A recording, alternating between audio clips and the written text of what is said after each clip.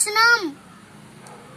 యేసుక్రీస్తు మన సమస్తమైన దుర్నీతి నుండి మనలను విమోచించి సక్రియలందు ఆసక్తి గల ప్రజలను తన కోసరము పవిత్రపరచుకొని తన సొత్తుగా చేసుకొనుటకు తను తానే మన కొరకు అర్పించుకొనెను.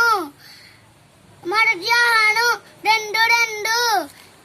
యేసుక్రీస్తే మన పాపములకు శాంతికరమై ఉన్నాడు. మన పాపములకు మాత్రమే కాదు, సర్వలోకమునకు శాంతికరమై ఉన్నాడు. అపోస్తలుల కార్యములు 13:38-39 వచనాలు మరియు 3:20. కాబట్టి సోదరులారా, మీకు ఈయన వలనే పాప క్షమాపణ రక్షణ మగుచున్నది.